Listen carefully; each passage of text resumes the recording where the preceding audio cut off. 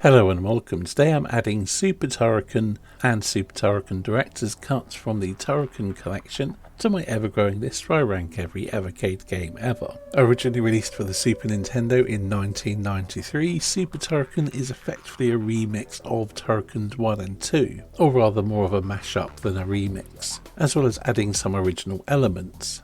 It's quite well known that the original cartridge release was compromised, being cut down in size, meaning some of the content from the game was cut, and that is restored, or some of it's restored, in the director's cut, but I do think that was still a prototype and doesn't include all the intended footage. Compared to Mega Turrican, or Turrican 3, it's very much lacking a whole level, as the story and the prologue mentions the evil machine, or whatever it's called. However, the final boss is an alien, a Giga-inspired alien queen thing, but I'll touch on that more later.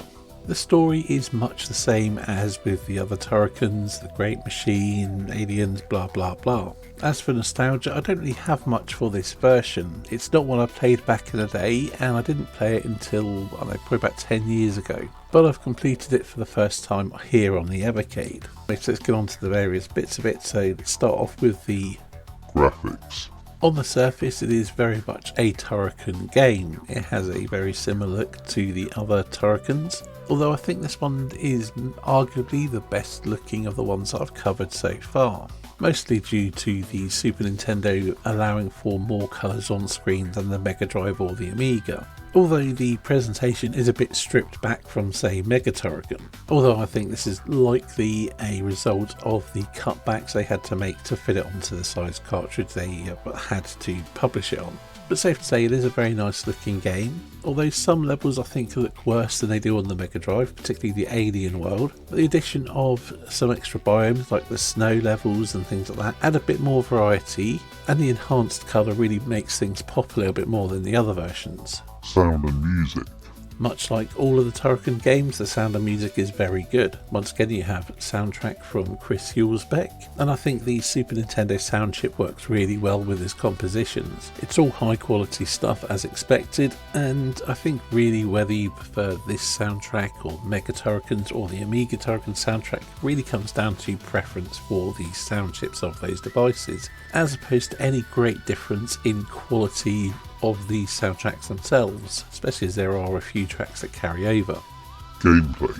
The gameplay is fairly true to Turrican and Turrican 2. You still have the morph ball attack, and it plays out largely the same with an energy bar like in Mega Turrican and Turrican 2. You've got the same weapons, your bounce, your laser, your spread shot, but the lightning whip has been replaced with a freeze beam. It works the same, but rather than harming enemies, it freezes them, allowing you to take them out with other weapons. And initially I wasn't too keen on that, but once I got used to it I really enjoyed the idea of freezing enemies to take them out. While it's a subtle change, it does affect the rhythm of the gameplay slightly. For the most part, the main level design is very true to the previous Turrican games, as in they're large and there's plenty to explore, but the levels that are completely unique to Super Turrican do feel more linear, which isn't necessarily a bad thing, as the later levels, or the alien world levels, are a bit large and maze-like, and that can be a bit of a pain. I tend to find they're some of the least interesting and enjoyable levels in the Turrican games rather,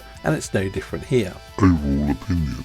Now I have to admit, this is probably my least favourite of the Turrican games that I've played so far. And it's not that it's bad, because it really isn't. But having played through all of them recently, and this one being largely a remix of 1 and 2, despite adding its own touches, it still feels rather, well, overly familiar. But I think if this is the one that I'd played first, I would feel that way about the others playing them later. It's less about the quality and more about having seen it before. It's more of the same, which isn't always a bad thing, but it's maybe a bit too much the same, despite the changes. But taken on its own, it's still a very good game, and I'd imagine that if I didn't know about the missing final level, then I probably wouldn't have noticed. Although the alien queen thing doesn't make for the best final boss, it's certainly not comparable with the one from Mega Turrican. So I suppose this would be a good place to talk about the director's cut, because they are largely the same game.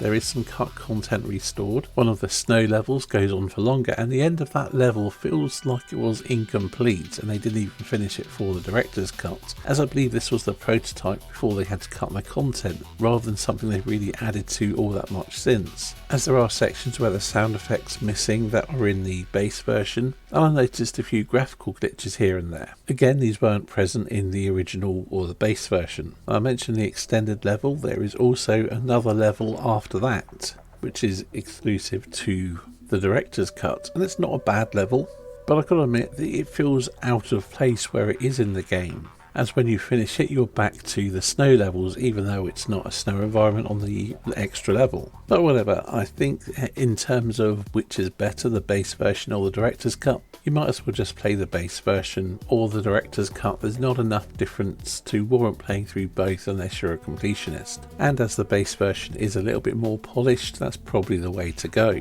Although I think the final boss was slightly easier on the director's cut, but it's not a particularly difficult boss anyway, so it doesn't really matter. Thinking about this probably doesn't sound like the most positive review of it, but I do very much like the game. It's just very hard not to compare it to the other Turrican games, and having played those first, well, this one kind of gets a bit of a short shrift. Ranking.